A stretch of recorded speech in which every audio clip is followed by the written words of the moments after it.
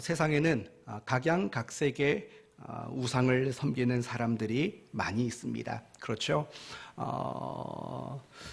종교에 관련된 학자들의 보고에 의하면 세상에는 공식적인 신만 수천 가지가 된다고 합니다. 그리고 비공식적인 것까지 말한다면 수만 가지의 신이 세상에는 존재한다고 합니다. 이렇듯이 세상에 많은 사람들은 정말 각양각색의 우상들을 숭배하고 섬기며 살아갑니다. 그런데 그들 중에는 특별히 천사를 숭배하는 사람들도 상당히 많이 있습니다. 천사를 숭배하는 사람들. 그런데 우리가 성경을 가만히 보면은 이미 성경 안에서도 천사를 숭배했던 사람들의 이야기가 성경에는 등장하고 있습니다.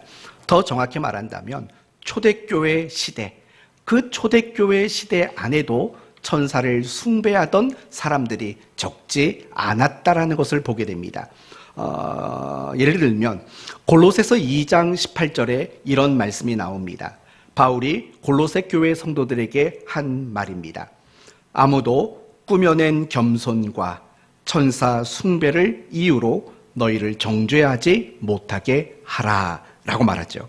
다시 들어보십시오.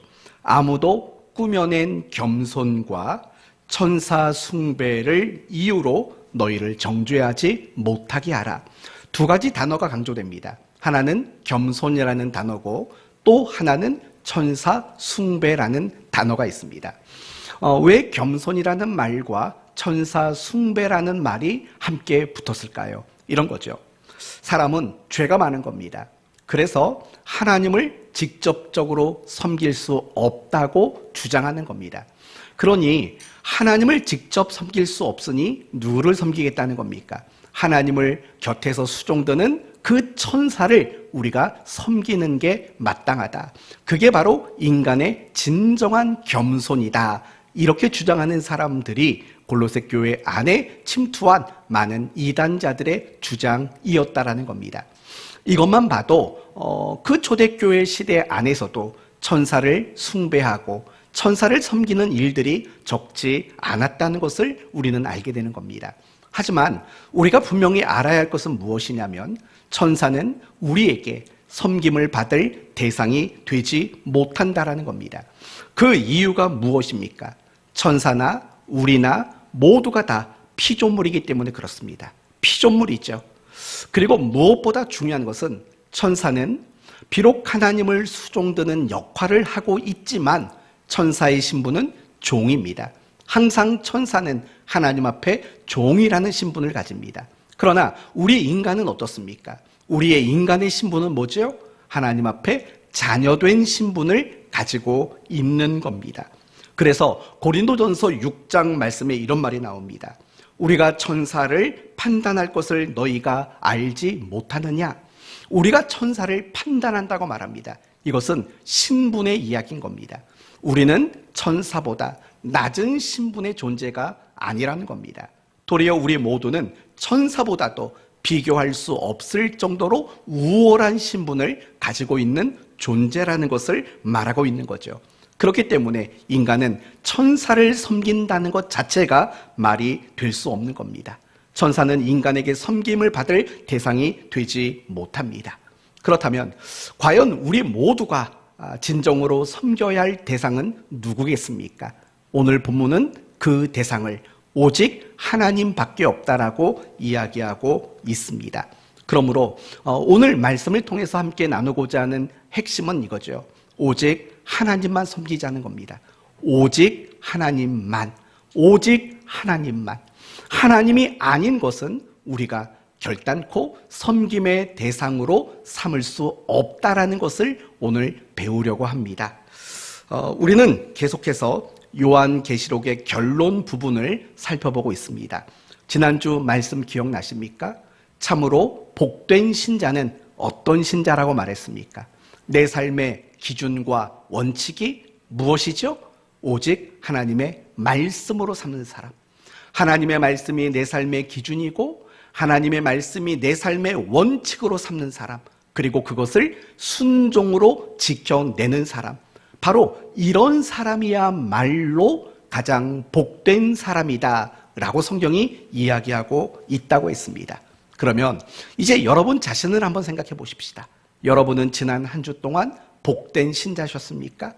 여러분의 삶의 모든 기준과 원칙이 말씀이었고 또 그 말씀이라는 기준과 원칙을 지켜내는 순종 가운데 살았다면 여러분의 지난 한 주간은 참으로 복된 신자의 삶이었을 겁니다. 허나 삶의 기준이 말씀이 아니고 그 기준된 말씀에 대한 순종이 없었다면 우리는 지난 한 주간 복된 신자의 삶을 살지 못했다는 겁니다. 이제 오늘 본문을 살펴보도록 합시다. 8절 말씀을 보시면 이런 말이 나옵니다. 이것들을 보고 들은 자는 나 요한이니. 여러분, 이것들을 보고 들은 자라고 말합니다. 여기서 말하는 이것들을 보고 들었다라는 건 뭘 말합니까? 바로 오늘 본문 위에까지 이야기죠. 요한계시록 1장 1절로부터 요한계시록 22장 5절까지의 이야기죠. 모든 환상들, 모든 천사의 메시지를 보고 들었다라는 이야기인 겁니다. 이 말을 듣고 난 사도 요한이 어떤 일을 저질렀냐면 8절을 보면 내게 보이던 천사의 발 앞에 경배하려고 엎드렸더니 라고 말합니다. 사도 요한이 아마 그 영광스러움에 아마 사로잡혔던 모양입니다. 그래서 사도 요한이 자기도 모르는 사이에 큰 실수를 저지른 겁니다. 어떤 실수를 저질렀습니까? 천사를 경배하는, 천사에게 엎드려 섬기려고 하는 이런 실수를 저지른 겁니다. 그러자 천사가 말하죠. 9절에 나는 너와 내 형제 선지자들과 또 이 두루마리의 말을 지키는 자들과 함께 된 종이니 그리하지 말고 나에게 경배하지 말고 나를 섬기지 말고 그러면서 하나님께만 경배하라. 하나님만을 섬겨야 한다. 이렇게 천사가 요한에게 이야기하고 있는 내용입니다. 이제 여기서부터 오늘 본문을 함께 풀어가 봅시다. 오늘은 결론이 먼저 나온 겁니다. 그 결론이 뭡니까? 오직 우리 모든 구원받은 성도들이 섬겨야 할 대상은 오직 하나님밖에는 없다라는 겁니다. 그 무엇도, 그 누구도 우리가 섬겨야 할 대상이 될 수 없는 겁니다. 오직 하나님만이 우리가 섬겨야 할 분이라고 말하고 있는 겁니다. 그러면 이제 이런 질문을 해봅시다. 왜 하나님만이 우리가 섬겨야 할 유일한 분일까요? 그 이유가 뭐라고 생각하세요? 왜 하나님만이 우리가 섬겨야 하는 유일한 분이실 수밖에 없는지 여러분은 그 이유가 뭐라고 생각하십니까? 이유가 뭐라고 생각하십니까? 왜 하나님만을 섬겨야 합니까? 이유가 뭡니까? 이유는 생각보다 간단합니다. 오직 하나님만이 스스로 존재하신 분이기 때문에 그렇습니다. 하나님만이 스스로 존재했다라는 겁니다. 다른 말로 말하면 하나님이 존재하는 그 어떤 일에 누군가도 관여할 수 없는 분이었다는 거예요. 하나님은 스스로 존재하시고 스스로 생존하시고 스스로 계시는 분이시기 때문에 유일하게 스스로 존재한 분이기 때문에 오직 그 하나님만을 우리는 섬겨야 한다라는 거예요. 그래서 성경을 보면 하나님이 모세에게 자기를 할 때 했던 말 기억나십니까? 나는 스스로 있는 자니 라고 모세에게 그 이야기를 합니다. 여러분, 왜 하필이면 하나님은 다양한 방법으로 자기를 소개할 수 있음에도 불구하고 나는 스스로 있는 자다라고 이야기한 이유가 뭘까요? 그것은 이미 모세가 경험했던 여러 가지 다신 문화들 때문에 그런 겁니다. 여러분, 모세가 비록 80살에는 광야에 나와 있지 않습니까? 그리고 그 광야 안에서도 사실은 많은 이방 우상들을 경험해 봤을 겁니다. 그러나 그가 40살까지 애굽의 왕자로 살면서 그는 굉장히 많은 신들을 보고 듣고 그것들을 겪어보는 경험들이 그에게 분명히 있었을 겁니다. 이와 같은 맥락으로 한 가지를 더 말한다면 하나님이 이스라엘 백성들을 애굽 땅에서 해방시키실 때 몇 가지 재앙을 내리십니까? 10가지 재앙을 내립니다. 그것도 사실은 재미있는 겁니다. 왜 굳이 하나님은 10가지 재앙을 내리셔야만 했을까를 생각하도록 만들기 때문에 그렇습니다. 단번에는 안 될까요? 하나님이 이스라엘 백성들을 단 한 가지의 엄청난 재앙으로 그들을 건져낼 수도 있는 거 아닙니까? 그런데 하나님께서는 굳이 10가지 재앙을 내리시며 이스라엘을 구원해내신 거죠. 그것과 모세를 향해서 나는 스스로 있는 자다라는 말은 사실은 같은 메시지가 그 속에 담겨져 있다는 거예요. 무슨 말인고 하니 이런 말인 거죠. 하나님이 애굽 땅에 10가지 재앙을 내리셨는데 그 10가지 재앙의 주된 대상과 내용이 무엇이냐? 한마디로 말한다면 당시 애굽 사람들이 신성시하던 모든 것들이었다라는 거예요. 예를 들면 나일강, 그거는 애굽 사람들에게 젖줄과 같은 굉장히 신성한 것이었다고요. 개구리 재앙, 당시 애굽 나라에는 개구리라는 여신이 존재했다는 거 아니겠습니까? 그 외에도 그들이 상처난 모든 재물들, 가축들 이런 것들은 다 뭐냐면 결국은 그 우상들에게 바쳐진 재물이라는 측면이라는 거죠. 그러니까 애굽 땅에 내려진 모든 재앙은 그들이 가지고 있었던 모든 우상들을 하나씩 멸하고 제거하는 그런 개념으로서의 10가지 재앙이라는 거예요. 그러면 그것과 나는 스스로 있는 자다라고 모세를 출애굽 사건의 주인공으로 부르실 때 하셨던 말씀과는 어떤 연관이 있을까요? 이런 거죠. 애굽이 모세가 지금까지의 인생 80을 살면서 보고 들었고 경험했던 많은 우상들, 그것들은 다 스스로 존재한 게 아니라는 것을 반대로 역으로 말하고 있는 거죠. 세상에는 많은 신이 있다고 말하지만 스스로 존재하는 것은 나 말고는 없다. 내가 참되고 유일하신 하나님이다 라는 것을 모세에게 더 분명하게 이야기하고 있는 거죠. 여러분, 왜 그런 설명이 필요했겠습니까? 이유는 간단한 겁니다. 모세에게 용기를 주기 위함입니다. 세상에 있는 많은 신들은 어찌해서 생겨난 신들입니다. 그러나 이제 하나님이 나에게 명령하는 그 하나님은 누군가에게 또는 어찌해서 생겨나시고 존재하신 분이 아니라 스스로 존재하신 분, 세상의 신이라고 말하는 많은 신들과는 조금도 비교가 되지 않는 하나님이라는 것을 분명하게 알려주므로 그 말씀에 순종하도록 모세를 이끄시기 위해서 나는 스스로 있는 자다라고 말씀하셨다라는 겁니다. 성도 여러분, 오늘 말씀은 우리에게 너무나도 명확한 이야기를 하는 겁니다. 오직 하나님만 섬기라는 거예요. 왜냐하면 이 세상에 스스로 존재한 분은 하나님 말고는 없기 때문에 그렇습니다. 그리고 스스로 존재하셨다라는 말 속에는 하나님만이 창조주이시고 주관자이시며 섭리자이시며 모든 걸 운행하시는 분이시고 그리고 결과를 만드시는 분이시고 그리고 결국에는 모든 세상의 것들을 심판하시는 분이라는 개념이 모두 그 속에는 담겨져 있기 때문에 그렇습니다. 그렇기 때문에 우리가 하나님만을 섬겨야 한다라고 말하는 가장 타당한 이유는 오직 하나님 한 분만이 스스로 계신 분이기 때문이다. 이렇게 우리는 이해할 수 있는 겁니다. 그럼에도 불구하고 세상에는 많은 신들을 숭배하고 섬기는 사람들이 많이 있습니다. 그리고 우리가 가지고 있는 이 성경만 봐도 얼마나 많은 신의 이름이 등장하는지 모릅니다. 여러분이 기억나는 대로 신의 이름을 한번 말해보겠습니까? 어떤 신들이 나옵니까? 바알, 아세라, 또가 뭐가 있습니까? 바알, 아세라, 몰렉, 그모스, 다곤, 아스타롯, 아데미, 이런 것 말고도 성경에는 굉장히 많은 신의 이름이 등장합니다.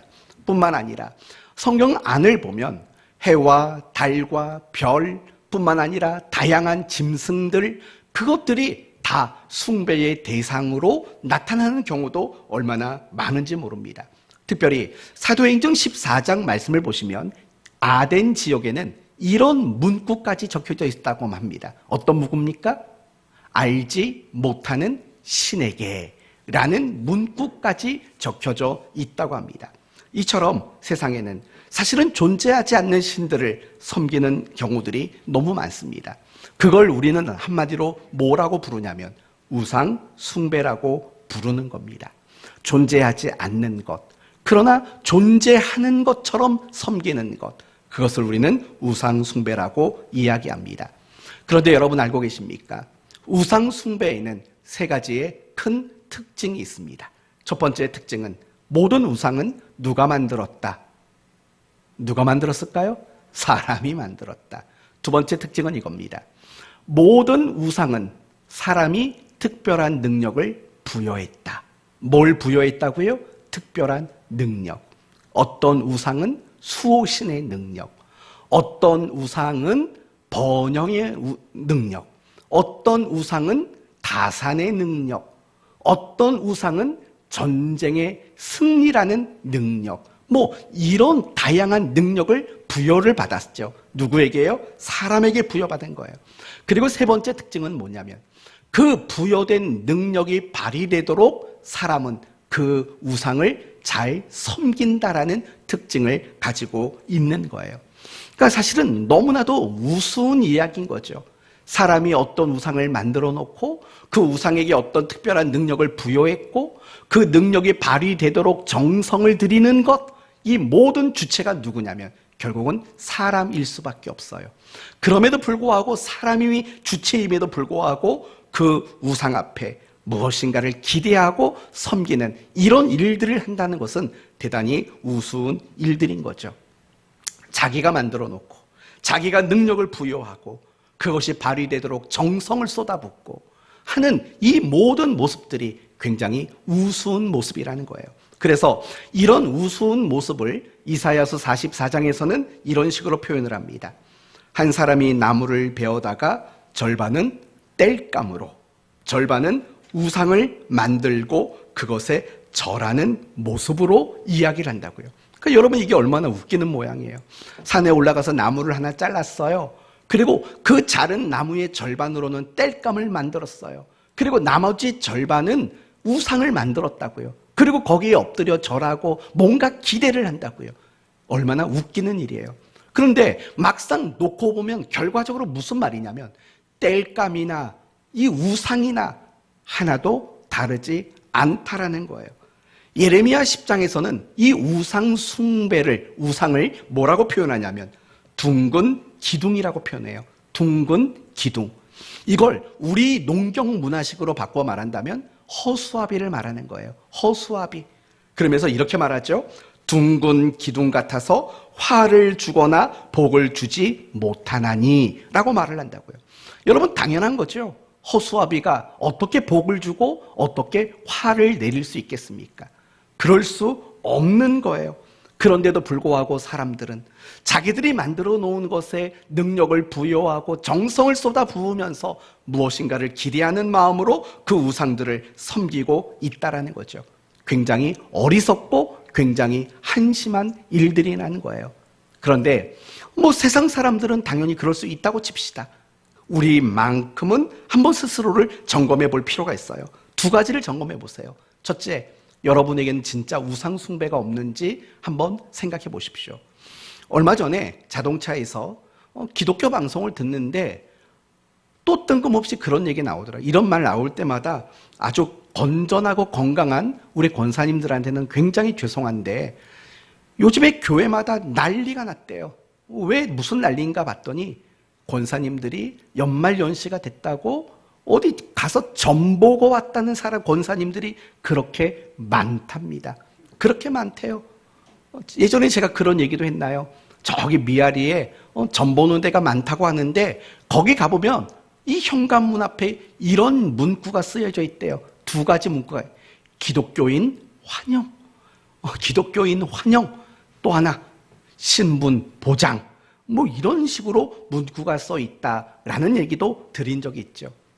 의외로요, 그리스도인들 중에서도 그냥 욕심 또는 하나님보다 세상을 더 사랑하는 이런 개념으로 해서의 우상 말고도 정말 우상을 숭배하는 그런 그리스도인들이 사실은 적지를 않아요.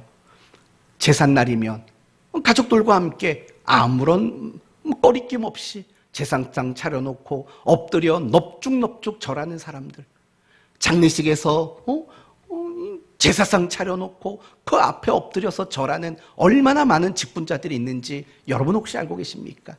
그거 말고도 정말 자기만이 가지고 있는 어떤 우상 숭배에 빠져 있는 그런 그리스도인들이 사실은 굉장히 많이 있다라는 거예요. 이걸 한 가지 점검해 보자고요. 여러분은 혹시 신문이나 이런 거 볼 때 오늘의 운세 이런 거 보고 있지는 않습니까? 만약에 그런 것들을 보고 있다면 여러분은 말 그대로 우상 숭배에 빠져 있는 분이라고는 밖에는 말할 수 없는 거예요. 그런 것도 보지 마십시오. 그걸 볼 이유가 없지 않습니까? 재미로 본다고요? 과연 그게 재미로 보는 것으로 끝날 거라고 생각하십니까? 안 될걸요? 하루를 살다 보면 어떤 일이 생기면 문득 여러분이 읽었던 그 글귀가 떠오를걸요? 그러다 보면 여러분은 거기에 노예가 되는 거고 그것을 섬기는 자가 될 수밖에 없는 자리로 추락할 수 있다는 사실을 잊지 말아야 합니다. 두 번째, 여러분이 점검해야 될 것이 있습니다. 그것은 혹시 하나님을 우상처럼 섬기고 있지 않는지 이것도 여러분은 점검해 봐야 합니다. 하나님을 우상으로 섬긴다? 이게 무슨 뚱딴지 같은 소리냐라고 말씀하실지도 모릅니다. 하지만 그렇지 않습니다. 우리 그리스도인들이 가장 조심해야 될 것 중 하나가 이 부분입니다. 뭐냐? 하나님을 우상처럼 섬기는 일, 이 일들을 사실은 우리는 굉장히 조심해야만 하는 거죠. 여러분, 우상을 숭배하는 의도와 목적이 뭡니까? 다 내가 필요한 거. 그렇죠? 내 필요에 의해서 우상을 찾게 되는 거예요. 점집을 왜 찾아갑니까? 내가 뭔가 필요한 게 있는 거죠. 내년도 전망을 알아보고 싶은 거고, 안심을 얻고 싶은 거고, 뭔가 보장을 받고 싶은 어떤 필요가 있어서 점집을 가는 거죠. 모든 우상은요, 내 필요가 있기 때문에 존재하는 거예요. 우상 가운데 그 누구의 어떤 것도 필요가 없는데 생겨난 우상이 있을까요? 그런 우상은 없어요. 모든 우상 숭배 안에는 인간이 가지고 있는 어떤 절절한 필요가 그 속에 담겨져 있다고요. 그게 우상 숭배인 거예요. 그 신을 섬기는 이유가 내 어떤 필요의 충족과 만족이 된다면 그게 바로 우상 숭배일 수밖에 없다는 거죠. 그것을 잘 보여주는 사건이 뭐냐? 바로 금송아지 사건 아닙니까? 모세가 시내산에 올라가고 안 내려오자 백성들은 불안에 떨었습니다. 그러자 백성들이 아론을 선동해서 만들어낸 게 뭐예요? 금송아지를 만들어냈다고요. 그러면 그 금송아지를 만들 때 누구를 염두하고 만들었을까요? 애굽의 신을 염두했을까요? 아니라고요. 애굽에서 우리를 건져낸 하나님, 그 하나님을 염두하고 그 금송아지를 만들었다고요. 그리고 섬겼다고요. 그러면 그게 우상숭배가 아닐까요? 하나님을 염두하고 만들고 섬겼는데 왜 우상숭배냐라고 물을지 모르지만 그건 100% 우상숭배예요. 왜냐하면 그건 하나님이 아니기 때문에. 그리고 무엇보다 중요한 것은 자신의 필요와 만족을 위해서 한 일이기 때문에 그것이 하나님이라고 염두하고 섬겼을지라도 그것은 진정한 의미의 하나님이 아니라 우상을 섬기는 일일 수밖에 없었다는 거죠. 내 필요와 내 만족이 이유가 되고 목적인 것은 결과적으로는 다 우상 숭배일 수밖에 없는 거죠. 또 하나의 예를 들 수 있습니다. 사무엘상 4장을 보시면 이스라엘과 블레셋 나라의 전쟁이 벌어집니다. 그리고 그 전쟁에서 이스라엘이 패배하고 4,000명이 죽었습니다. 그러자 이스라엘의 장로들이 모였습니다. 그리고 논의하기 시작합니다. 도대체 저 블레셋을 이길 수 있는 방법은 무엇일까? 논의하기 시작했습니다. 그러다가 누군가가 이런 제안을 했습니다. 법궤를 갖고 나가자. 우리의 언약궤를 가지고 전쟁터에 나가자. 그러면 이기게 하실 거다. 라고 누군가가 제안을 하죠. 그리고 그 제안한 대로 전쟁터에 법궤를 가지고 나가게 됩니다. 그럼 결과는 어떻게 됐을까요? 사실 결과는 중요하지 않습니다. 이겼든 졌든 중요하지 않습니다. 결과를 말씀드립니다. 졌습니다. 3만 명이 죽었고 대제사장의 아들이었던 홈리와 비느하스도 죽고 말았습니다. 그러나 이미 여러분에게 말씀드린 것처럼 그 전쟁을 이겼느냐 졌느냐는 중요한 게 아니에요. 그 법궤가 참신앙이었을까 아니었을까가 중요한 거죠. 과연 참신앙이었을까요? 그 법궤는 참신앙이 아니었어요. 자신들이 전쟁에서 이기기 위한 그 필요를 충족하기 위한 하나의 우상에 불과한 거였죠. 우상에 불과한 거였다고요. 이런 관점으로 우리는 생각해 봐야 된다고요. 우리는 하나님을 열심히, 열정적으로, 대단히 우리는 하나님을 섬긴다고 자신감이 있다고요.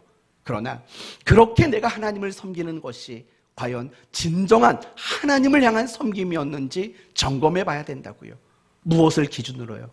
내가 그렇게 열심히 하나님을 섬기는 이유가 혹시 내 필요를 충족시키기 위한 열심과 열정은 아니었는가를 가지고 우리는 점검해 봐야 한다고요. 하나님은요, 우리가 하나님을 우상처럼 섬기는 것을 원하지 않는 거예요. 오늘 본문 말씀, 그리하지 말고 하나님께 경배하라라고 말할 때 이 하나님을 우상처럼 경배하라고 말하는 게 아니라고요. 정말 하나님을 하나님으로서 진정한 모습으로 하나님을 경배하는 자가 되라고 우리에게 말하고 있는 거예요. 이제 한 해가 마무리되어 가고 있죠. 그리고 새해가 밝아오겠죠. 이 시점에 올 한 해 나는 어땠는가를 생각해 보셔야 돼요. 나는 하나님을 섬겼는지 아니면 하나님을 우상처럼 섬긴 건 아닌지 잘 점검해 볼 수 있어야 한다고요. 그렇다면 다음으로 넘어가 봅시다.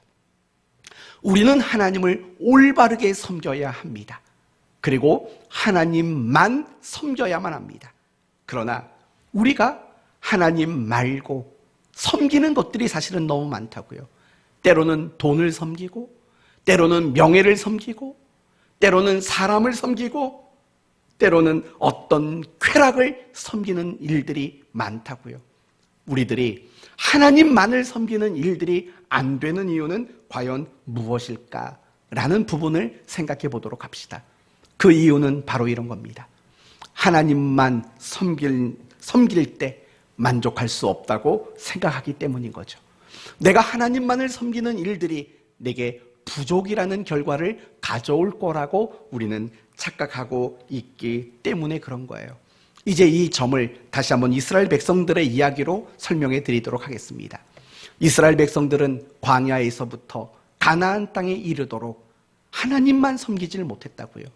광야 안에서도 우상을 숭배하는 일들이 일어났다는 것을 알고 있지 않습니까? 그들이 사사시대에도, 그들이 왕정시대에도 하나님만을 섬기지 못했어요. 그들은 주변에 있는 우상들을 더불어 섬기는 일들이 얼마나 많았는지 몰라요. 하나님이 이스라엘 백성들을 경고하면서 그들에게 심판을 이야기하는 순간에도 그들은 바알에 빠져 살았고 하나님을 등한시하는 일들이 그들 안에 얼마나 많이 있었는지 몰라요. 다시 말하면 이런 거죠. 이스라엘은 그 역사 속에서 하나님만을 섬기는 그 일들을 너무나도 자주, 너무나도 끊임없이 실패했던 일들이 이스라엘의 역사 속에 많이 있다라는 거예요. 그렇죠? 그렇다면 왜 이스라엘 백성들은 하나님만을 섬기지 못했을까요? 그들이 하나님이 참되신 신이라는 것을 몰랐기 때문일까요? 그렇지만은 않습니다. 왜냐하면 그들은 이런 자부심을 가지고 있었지 않습니까?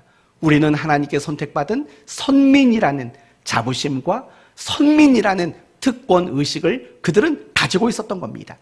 그런 특권의식과 선민의식이 있다는 것은 하나님을 섬기고 하나님을 믿는 일들을 외면하지 않았다라는 반증이기도 합니다. 그러나 문제는 뭐냐면 그들이 하나님만을 섬기지 않고 우상을 더불어 섬겼다라는 게 문제인 거죠. 그렇다면 이유가 뭔가를 생각해 봅시다. 그들은 분명히 하나님을 섬겼습니다. 그러나 우상을 곁들였습니다. 그 이유는 과연 뭘까요? 이런 것들인 거죠. 여러분, 금상첨화라는 말 아시죠? 뭡니까? 비단에 무엇을 더하는 겁니까? 꽃을 더하는 거. 그게 바로 금상첨화라는 말이죠. 다다익선이라는 말을 아시죠? 뭡니까? 많으면 많을수록 좋다라는 거예요. 여러분, 결국 이스라엘 백성들이 가지고 있는 생각들이 바로 이런 식의 생각들이라는 거예요.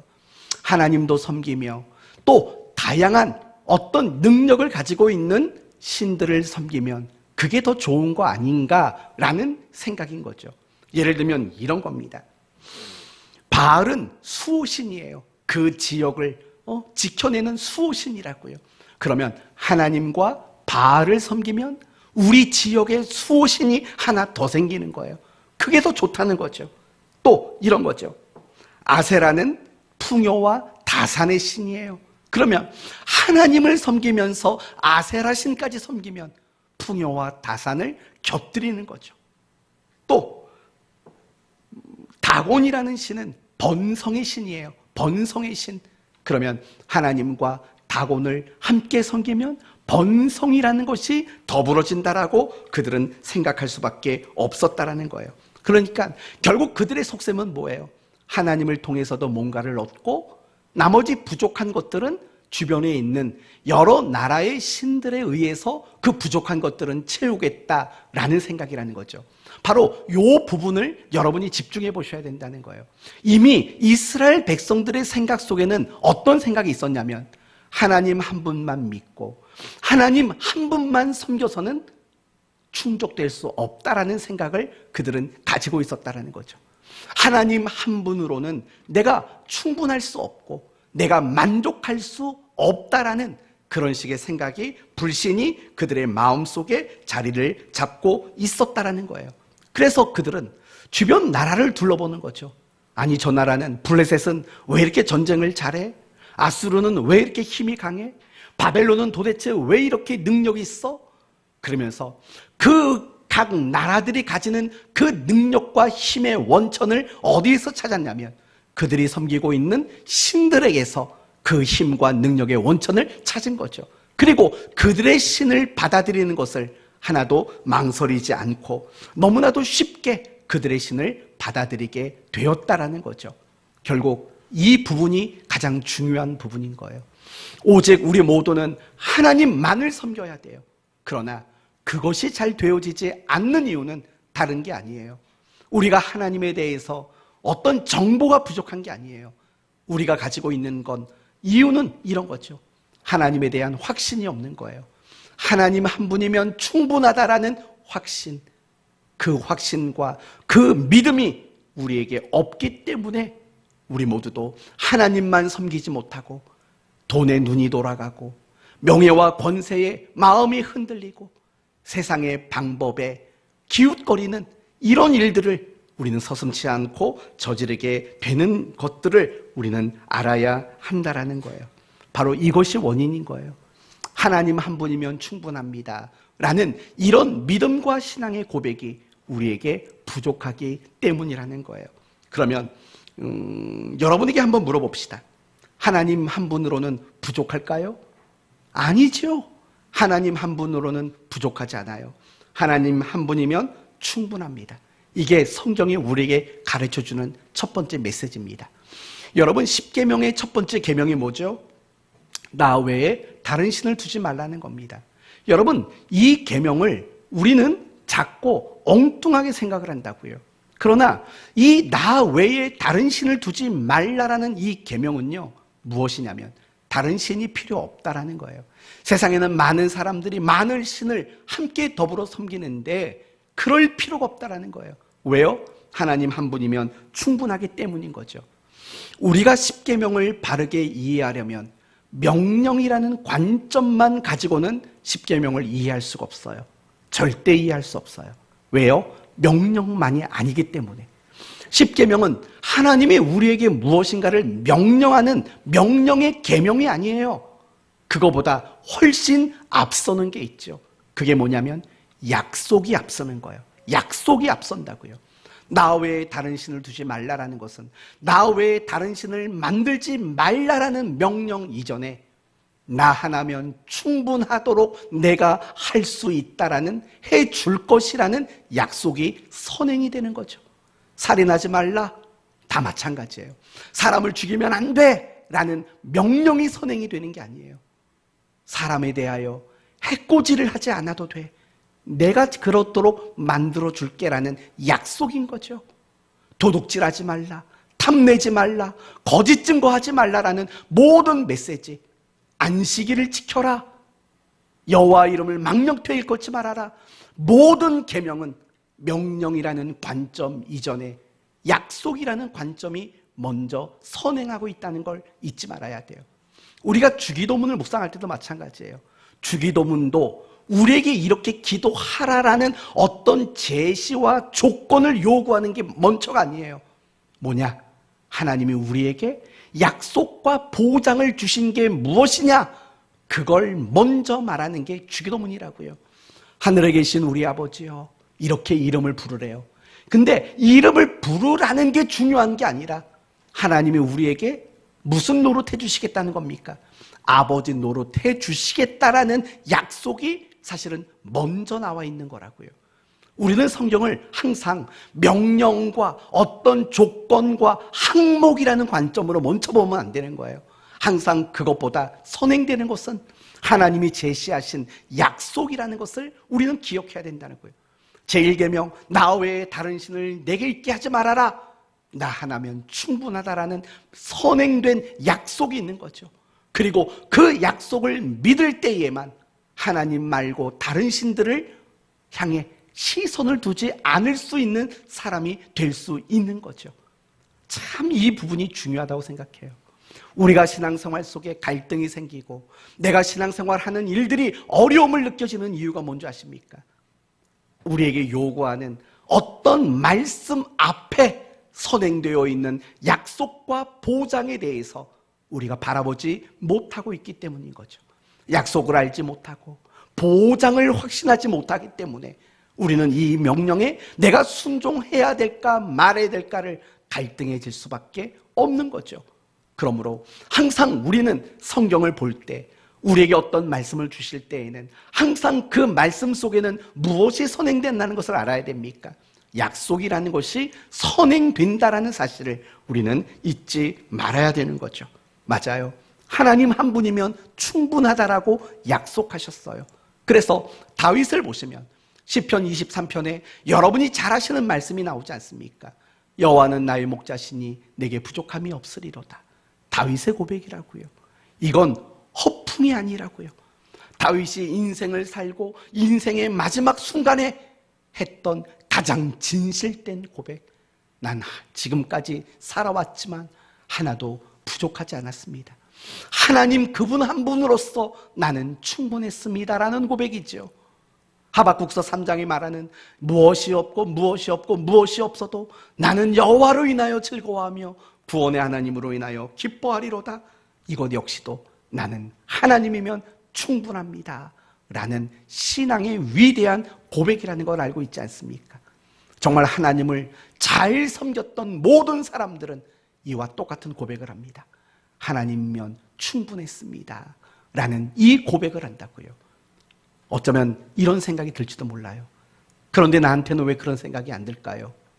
나는 왜 하나님이면 충분하다라고 생각이 들지 않을까요? 라는 질문이 드실 수도 있습니다. 그러면 그런 질문을 저에게 하기 전에 스스로에게 다시 한번 되돌려 질문해 보십시오. 여러분은 정말 진심으로 하나님을 섬겼는가?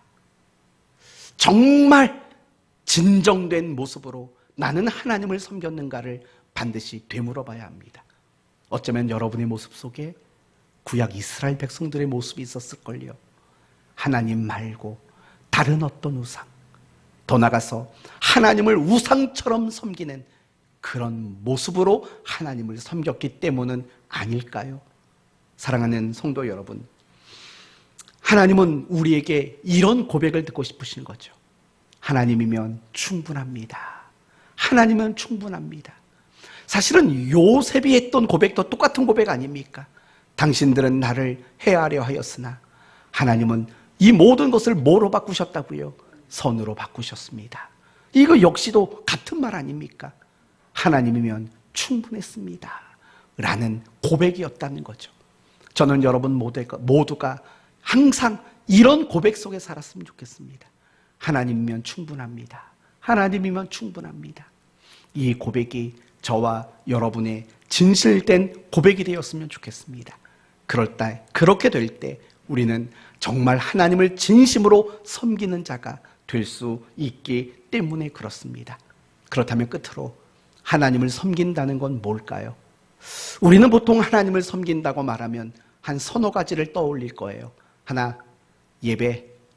둘, 헌금. 셋, 헌신. 넷, 봉사.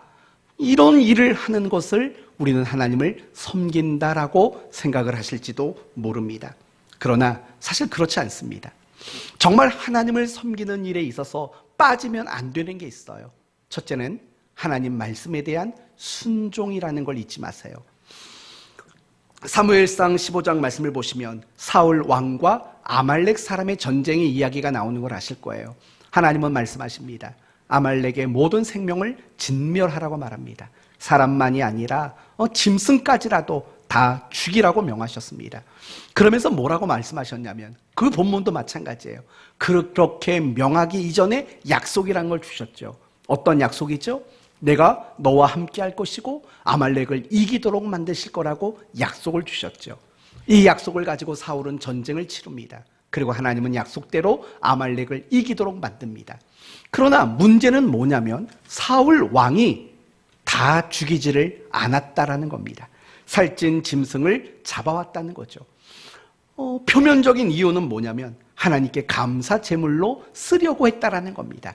그러나 실질적인 이유, 내면적인 이유는 뭐냐면 자기를 과시하기 위함인 거죠.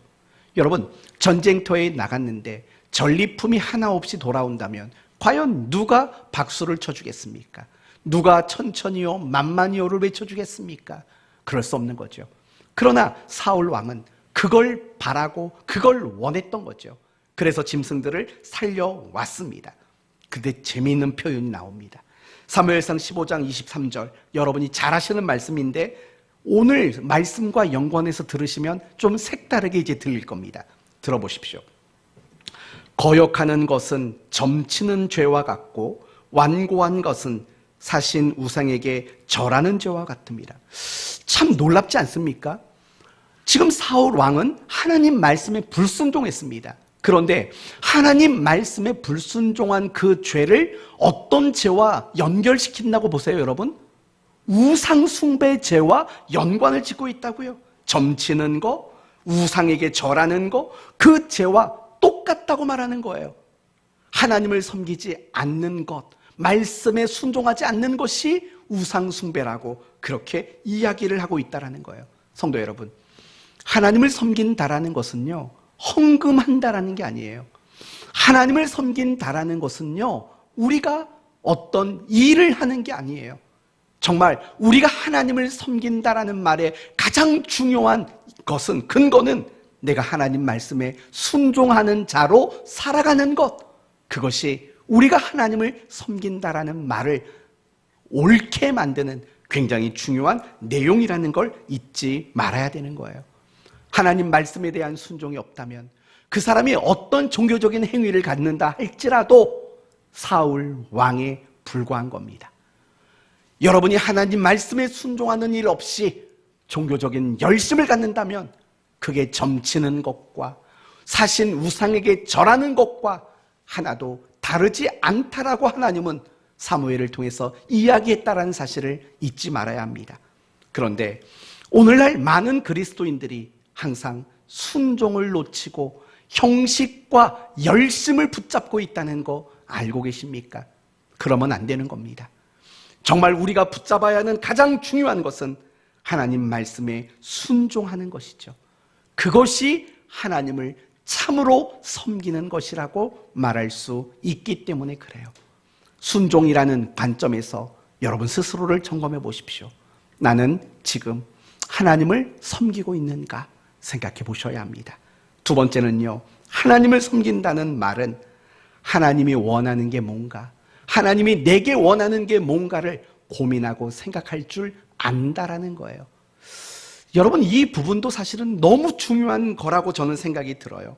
왜냐하면 우리가 하나님을 제대로 섬기지 못하는 거, 말씀대로 순종하지 못하는 거, 이유가 뭔지 아세요? 하나님이 내게 원하시는 게 뭔가에 대한 고민과 생각이 없기 때문에 그래요. 우리가 하나님을 열심히 섬기면서도 늘 가지고 있는 생각들이 뭐냐면 내가 원하는 것들에 집중하고 있다고요. 내가 하나님께 열심히 하는 이유가 뭐예요? 결국은 내가 원하는 뭔가를 충족하고 채우고 하고자 하는 마음들이 그 중심 속에 있기 때문이라는 거예요. 내가 하나님을 바르게 섬기지 못하는 이유, 그것은 오직 내가 원하는 것만을 마음의 중심으로 담고 살기 때문에 그래요. 그렇기 때문에요, 우리가 정말 하나님을 섬기는 자가 되기를 원한다면 우리의 이 마음의 중심부터 갈아엎어야죠. 내가 원하는 것이 중심이었던 그 마음가짐에서 이젠 바꾸셔야 되는 거예요. 하나님이 내게 원하시는 것이 뭘까? 이걸 고민하고 이걸 생각할 줄 아는 마음을 우리는 품어야 되는 거예요. 그래야지만 우리는 하나님을 섬기는 자가 될 수 있는 거라고요. 조금만 더 구체적으로 말하면 이런 것들이죠. 하나님이 원하는 삶이 뭘까? 하나님이 내게 원하시는 길이 뭘까? 하나님이 내게 원하는 계획이 뭘까? 하나님이 내게 원하는 결단은 뭘까? 하나님이 내게 원하는 선택은 뭘까? 하나님이 내게 원하는 목표는 뭘까? 끊임없이 이런 생각을 가지고 살아가는 거, 그게 하나님을 섬긴다라는 말의 의미인 거예요. 여러분, 종들을 생각해 봐요. 종들은 늘 무슨 생각할까요? 내가 오늘은 뭐 먹을까? 내가 오늘은 어디 갈까? 내가 오늘은 뭐 하고 지낼까? 여러분, 종들이 이런 생각을 하고 살겠어요? 아니죠. 오늘 주인은 뭘 먹고 싶어 할까? 오늘 주인은 어디 가실까? 오늘 주인은 나에게 뭘 하라고 말할까? 여러분, 이거는 사고방식 자체가 다른 거라고요. 종들은 철저히 나의 주인이 원하시는 것이 무엇인가에 초점을 두고 산다고요. 우리가 하나님을 섬기는 자들이라면 사실은 우리가 가져야 하는 초점이 바로 이런 것 아니겠어요? 하나님이 원하는 게 뭔가? 하나님이 정말 바라는 게 뭔가? 여기에 우리는 초점을 두고 그런 마음을 가지고 관심사를 가지고 우리는 그렇게 살아야 된다고요. 근데 안 그래요. 우리는 하나님이 내게 원하는 게 뭔가에 대해서는 그렇게 고민을 하지 않는다고요. 그러면서 내가 뭐 필요한 게 있고 내가 뭔가 아쉬운 게 있으면 그때 가서 하나님을 찾는 거죠. 철저히 모든 신앙이 그 중심이 항상 내가 원하는 것이 될 때가 너무 많다라는 거예요. 그런 마음을 품고 아무리 신앙생활을 열심히 한들 어떻게 그것을 하나님을 섬긴다고 말할 수 있겠어요?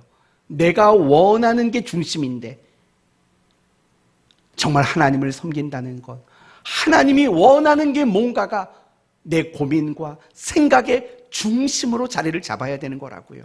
그게 하나님을 섬기는 거예요. 끝으로 하나님을 가장 특별한 분으로 여기는 것, 그게 하나님을 섬긴다라는 말의 의미인 거예요. 하나님을 섬긴다는 것을 이미 여러분에게 두 가지로 말씀을 드렸어요. 첫째는 하나님의 말씀에 순종하는 것.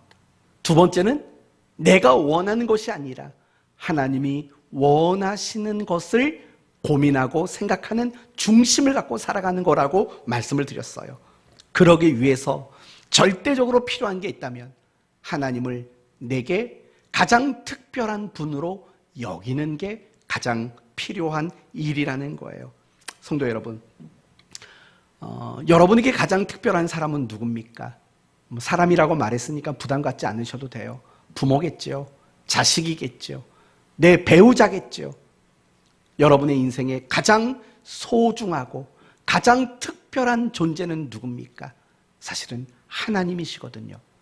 우리가 하나님을 내게 가장 특별한 분으로 인정하고 그렇게 인식하며 살아갈 때 사실은 하나님을 제대로 섬길 수 있는 사람이 될 수 있다는 거예요. 여러분 한번 생각해 보시겠어요? 연애해 보셨지 않습니까? 자식 키워보지 않으셨습니까? 한번 생각해 보세요. 여러분이 연애할 때 누가 원하는 것을 많이 고민해 봤습니까? 내 애인이 원하는 걸 많이 고민해 봤지 않습니까? 여러분이 자식을 키울 때 여러분 내가 입고 싶은 거, 내가 가지고 싶은 게 있어도 누가 원하는 걸 먼저 생각했습니까? 늘 자식이 원하는 걸 먼저 생각했다고요. 그렇게 여러분은 자식을 키워왔지 않습니까? 왜 그렇게 하셨습니까?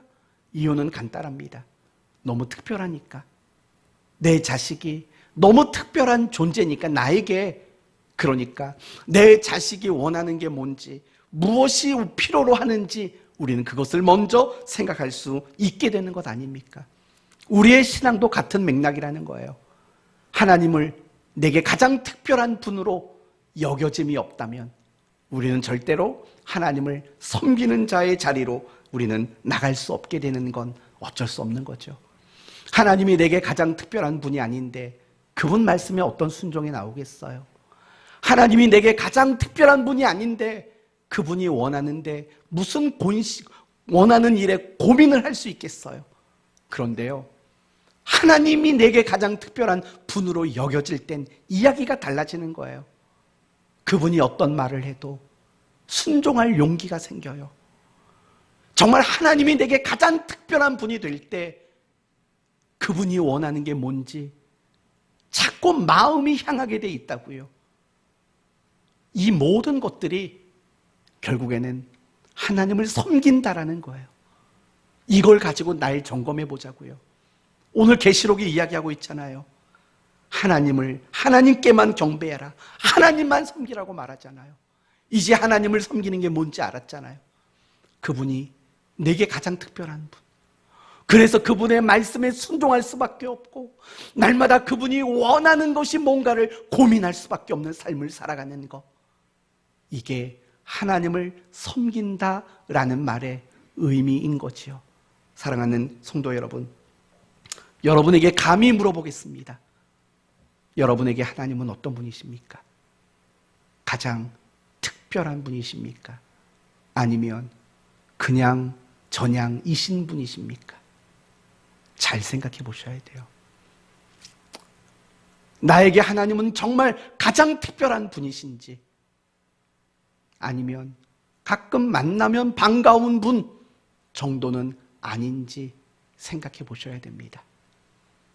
하나님은 우리를 먼저 가장 특별한 존재로 여겨주셨습니다. 10계명의 1계명, 나 외에 다른 신을 두지 말아라.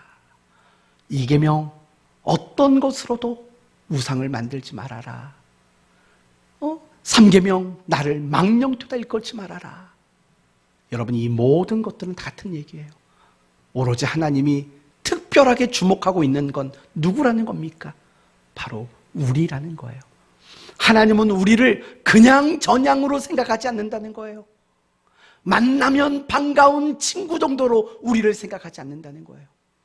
하나님은 우리를 너무나도 특별한 존재로 여겨주신다는 거예요. 그러니까 우리를 향해서도 하나님을 특별히 여기는 자가 되라고 말씀하고 있는 거죠. 그게 10계명인 거죠. 이제 오늘 말씀을 마치도록 하겠습니다. 하나님만 유일하게 스스로 계신 분이십니다. 세상에 신이라고 여겨지는, 불려지고 인정받고 대접받는 많은 신들 중에는 스스로 존재한 것이 없습니다. 오직 하나님만이 스스로 계신 분입니다. 오늘 저희 딸내미가 예배 시간 전에 이렇게 물어봤습니다. 아빠, 오늘 설교 내용 뭐야? 그래서 이렇게 말했습니다. 하나님만을 섬겨라 라고 말할 거야. 근데 그거 이상하지 않아? 왜 세상에 다른 종교 가진 사람들 많은데 왜 하나님만을 섬기라고 말해? 그때 주었던 대답이 그겁니다. 하나님만이 스스로 계신 분이기 때문에 그래 라고 알려줬습니다. 오직 하나님만 스스로 계신 분이십니다.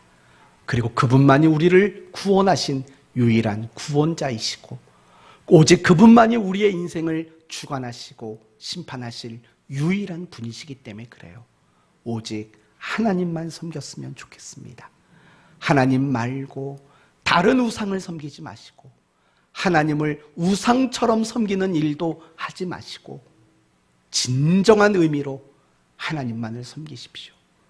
진정한 의미로 하나님을 섬긴다는 것은 뭡니까?